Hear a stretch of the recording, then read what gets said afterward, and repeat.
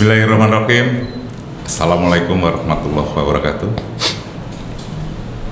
Saudara, Kanwil Kumham NTB selalu kedatangan seorang tamu yang sangat istimewa. Dan tentu kali ini kita juga kedatangan tamu yang paling menjadi panutan kami, jajaran Kanwil Kumham Nusa Tenggara Barat. Beliau adalah Ketua Ombudsman dan tentu beliau hadir dalam acara ngobrolin inspirasi dan aspirasi. Ini merupakan salah satu inovasi teamwork Kanwil Kumham Nusa Tenggara Barat dalam rangka mencari inspirasi, dalam rangka memberikan pelayanan yang terbaik kepada masyarakat Nusa Tenggara Barat. Assalamualaikum Pak Ketua Ombudsman. Waalaikumsalam Pak Haris, Pak Kanwil. Amin. Acaranya nyantai Bapak, kita mencari inspirasi.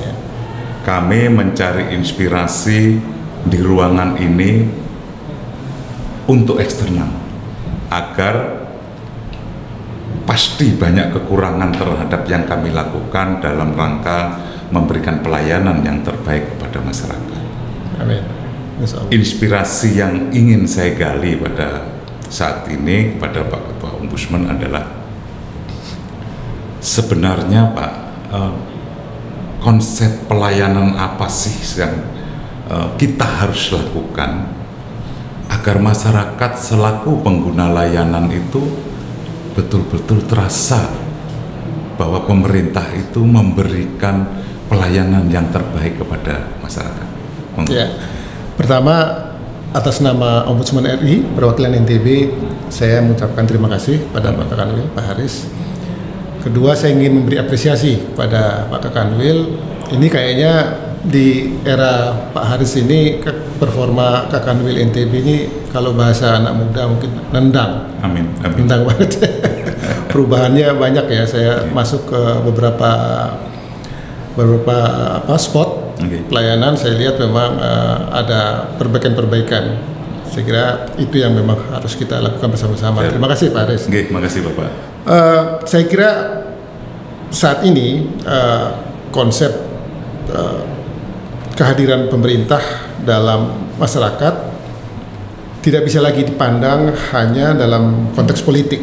Iya, siap.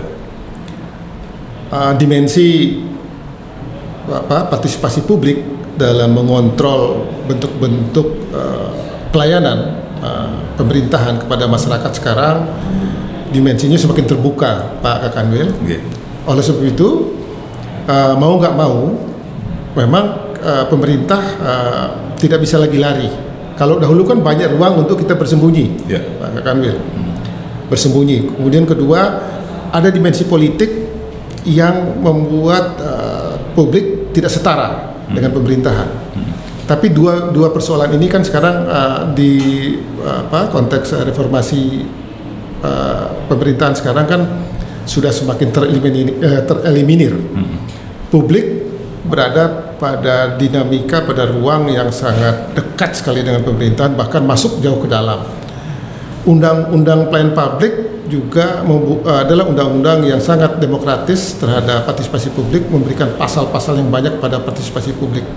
Karena itulah saya kira dimensinya kita sekarang benar-benar tidak bisa lagi menghindar dalam hal seperti itu. Nah, cara yang dilakukan oleh Pak Haris dan kawan-kawan di Kanwil Kumham saya kira sudah bagus, tidak menghindar, tapi justru menghadapi itu dengan memperbaiki performa, memperbaiki diri, memperbaiki proses-proses pelayanan.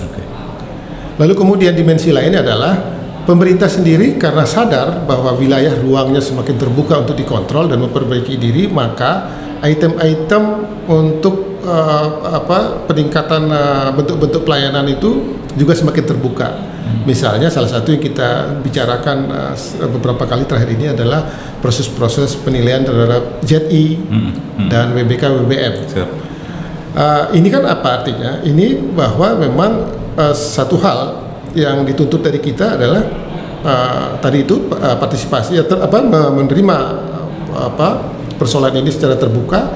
Kemudian kedua juga semakin cerdas dalam melakukan apa yang kita sebut dengan inovasi. Kebetulan saya saat ini juga bersama rekan-rekan di Fakultas Hukum Universitas Mataram atas permintaan Dewan Perwakilan Daerah DPD juga lagi membicarakan rancangan perubahan Undang-Undang 25 tahun 9 tentang pelayanan publik. Dalam rancangan itu di-endorse pasal-pasal atau norma-norma yang terkait dengan pentingnya teknologi informasi dan inovasi. Artinya ini kan semua kita sudah memahami betul ini Pak Haris, bahwa hal seperti inilah yang memang harus kita hadapi. Oleh sebab itu saya yakin Pak Haris dan kawan-kawan di Kanwil Kumham NTB sudah melakukan hal-hal seperti ini. Saya lihat tadi spot-spot pengaduannya, kantor-kantor pengaduan, ruang-ruang pengaduan sudah dilakukan. Lalu kemudian dalam konsep-konsep pelayanan juga Pak Haris sudah mendesain pola-pola jemput bola, yaitu pelayanan on the spot. Dalam pengelolaan pengaduan, dalam tata kelola pelayanan publik ini, kanalnya kan antara hulu hilir itu kan kadang-kadang tergantung kita nih Pak Haris. Betul. Kita mau perpanjang atau kita perpendek, semakin pendek, semakin sederhana, semakin cepat. Nah, saya melihat Pak Haris sudah melakukan itu. Tinggal sekarang bagaimana kita menata SDM kita di internal memang semakin terbuka terhadap hal ini, semakin menerima hal-hal begini. Karena kalau semangat Pak Haris juga tidak didukung oleh konstruksi sumber daya manusia di internal, saya khawatir nanti antara ide Pak Haris dengan aplikasi di lapangan juga tidak nyambung. Tetapi saya yakin dari beberapa pembicaraan saya dengan beberapa staf Pak Haris, Pak Kakanwil, mereka merasa hal seperti ini sebenarnya yang mereka ingin lakukan agar mendapat apresiasi dari publik. Dan tinggal kita melihat runningnya sampai di mana nih. Mungkin itu yang kita melihat, saya sarankan mungkin desk untuk evaluasinya yang nggak boleh kendor juga. Untuk mengontrol step ini sampai di mana, step ini dan sampai di mana, sampai nanti pada goal yang telah Pak Haris susun bersama-sama dengan kawan-kawan. Saya kira itu Pak. Terima kasih, luar biasa masukan terhadap kita, inspirasi yang kita ambil pada kegiatan hari ini. Ada yang lain Pak, dari segi kepuasan, bahwa apa yang kita lakukan masyarakat mengontrolnya melalui kepuasan masyarakat berdasarkan survei. Survei indeks kepuasan masyarakat itu seberapa dominan sebetulnya dalam rangka mendobrak, memperbaiki apa yang kita lakukan. Saya yakin masyarakat kita kasih 1 minta 2, kita minta kasih 2 minta 3. Betul. Nah, perubahan-perubahan seperti itu apakah hanya bisa terkontrol dengan sebuah survei, ataukah ada mekanisme lain sebetulnya yang kita bisa mengontrol bahwa layanan yang kita miliki, yang kita lakukan ini sudah layak loh, dan sudah betul loh. Jadi kalau umpamanya ada saran melalui survei, saran melalui berbagai dialog yang kita lakukan, itu menambah wacana kita untuk memperbaiki. Menurut Bapak seperti apa? Begini Pak Haris, survei dengan segala metodologinya kan sebenarnya kan hanya mengukur indikator-indikator kecenderungan, indikator-indikator kecenderungan. Saya kira bisa saja survei kita gunakan sebagai salah satu acuan indikator, tetapi sebaiknya memang survei tidak kita tempatkan sebagai satu-satunya mekanisme kita untuk melihat seperti apa sebenarnya yang sudah kita lakukan kepada masyarakat. Apakah masyarakat itu puas atau tidak? Maka survei sebenarnya hanya salah satu indikator saja.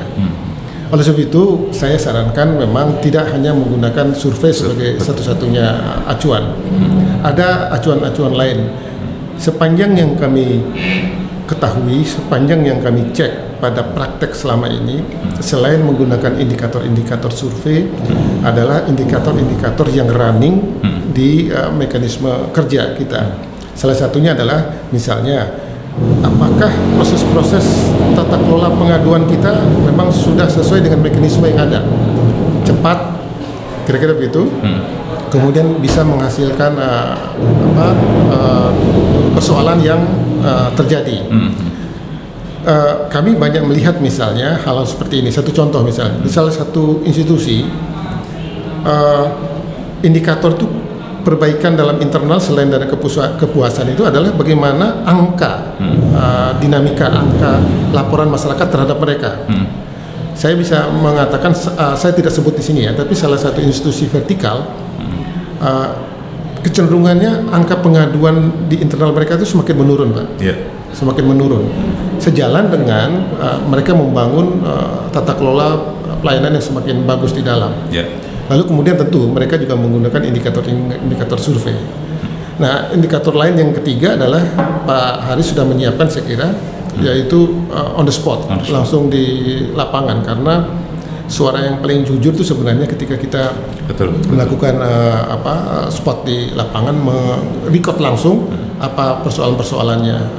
Nah, indikator-indikator ini saya kira yang paling penting. Dan yang terakhir, indikator lain yang bisa kita lakukan adalah bagaimana menghindari bisnis as usual itu dengan konteks inovasi tadi.